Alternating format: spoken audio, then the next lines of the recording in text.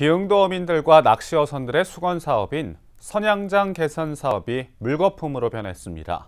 군산해수청은 선양장의 시설을 보수하기 위해 예산을 세우고 공사를 맡을 업체까지 선정했지만 착공 단계에서 무산된 건데요.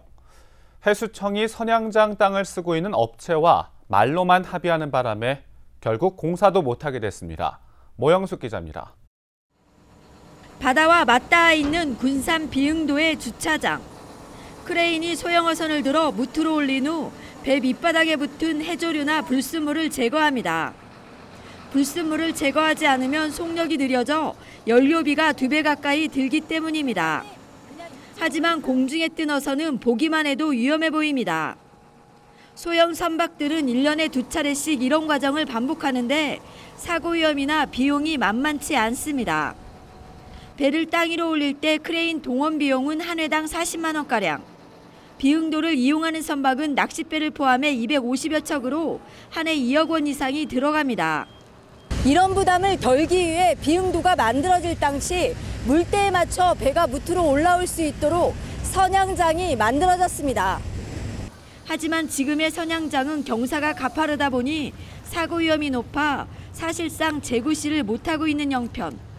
이 선양장이라고 만들어진 이곳을 사용한 그 어민들의 피해가 이 경사도가 너무 심하기 때문에 여기에서 상하차 했던 그 소위 화라차라는 차들이 이 경사도로 인해서 물속에 3대나 들어가는 그런 사례가 있었고, 여기 와서 좀 그 소형 선박 선액이라는 그런 배들도 일을 하다가 미끄러져서 물속에 빠져있던.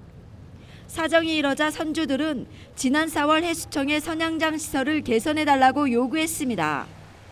경제적인 손실, 또 정신적인 피해 이런 것들이 벌써 한 12, 13년 동안 그런 그 고충을 겪고 있었던 바 해수청에 이런 부탁을 드렸습니다. 이 선양장을 잘 사용할 수 있도록 좀 배려를 좀 해주세요 해서 늦게나마 해수청에서 그와 같은 것을 해주겠다 해서 큰 기대를 가지고 있었는데, 해수청도 예산을 편성해 시설 개선을 맡을 공사업체까지 선정했지만 착공 단계에서 무산됐습니다.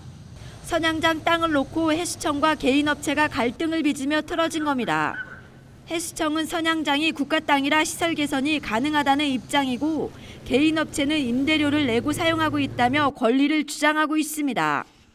토지에 등록 안 된 저 경사면이 있어요. 이게 땅은 당연히 국가인데 이제 그 부지가 선양장 목적으로 돼 있고 그 어떤 그 비행한 계획도에도 물속에 잠겨진 공유수면상의 시설물은 토지로 등록이 안 돼 있어요.